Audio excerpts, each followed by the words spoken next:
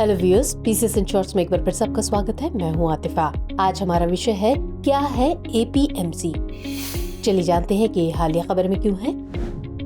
हाल ही में नीति आयोग ने कृषि क्षेत्र में मौजूदा एपीएमसी विपणन प्रणाली का एक वैकल्पिक सुझाव प्रस्तावित किया है, जिसमें किसानों या किसान समूहों द्वारा कृषि उपज की ऐप आधारित बिक्री, ई कॉमर्स, डिजिटल कॉमर्स और पावर सब्सिडी पर सुझाव शामिल है। चलिए अब जानते हैं एपीएमसी के बारे में।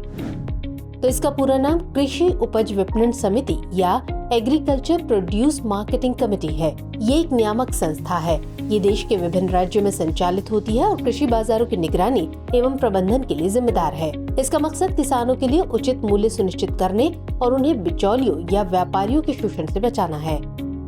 एपीएमसी मंडियों के नेटवर्क बनाने में ई-नैम महत्वपूर्ण भूमिका निभाता है। इसका उद्देश्य एक कुशल विपणन प्रणाली का विकास करना, कृषि प्रसंस्करण और कृषि निर्यात को बढ़ावा देना और कृषि उपज के विपणन के लिए एक प्रभावी बुनियादी ढांचा स्थापित करने के लिए प्रक्रियाओं और प्रणालियों को निर्दिष्ट करना है।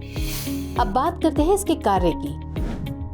एपीएमसी अपने अधिकार क्षेत्र के भीतर कृषि उपज की खरीद और बिक्री को नियंत्रित करती है। ये एक भौतिक बाजार यानी मंडी प्रदान करती है, जहां किसान अपनी उपज ला सकते हैं और लाइसेंस प्राप्त व्यापारियों को बेच सकते हैं। ये कई खरीदारों और विक्रेताओं को खुली नीलामी के माध्यम से मूल्य खोज की प्रक्रिया को सुविधाजनक बनाती है। इससे कृषि वस्तुओं के लिए उचित बाजार मूल्य निर्धारित करने में मदद मिलती है। ये बाजारों के भीतर होने वाले लेन देन पर व्यापारियों से बाजार शुल्क और अन्य उगाही एकत्र करते हैं, जिसका उपयोग बाजार के बुनियादी ढांचे को बनाए रखने और कृषि विकास का समर्थन करने के लिए किया जाता है। इसी के साथ ये कृषि उपज की गुणवत्ता परीक्षण और ग्रेडिंग कर सकती है। ये किसानों और व्यापारियों या अन्य बाजार सहभागियों के बीच उत्पन्न होने वाले विवादों को सुलझाने में भी मदद करती है। आइए बात करते हैं ई-नाम के बारे में।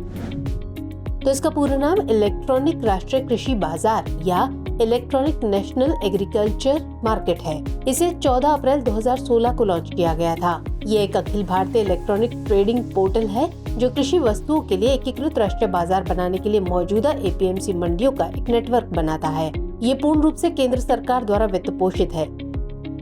इसे कृषि और किसान कल्याण मंत्रालय के तत्वावधान में लघु किसान कृषि व्यवसाय द्वारा कार्यान्वित किया जाता है। ये पोर्टल किसानों को ऑनलाइन सुविधा के माध्यम से अपनी उपज बेचने के साथ बेहतर विपणन के अवसर को बढ़ाता है।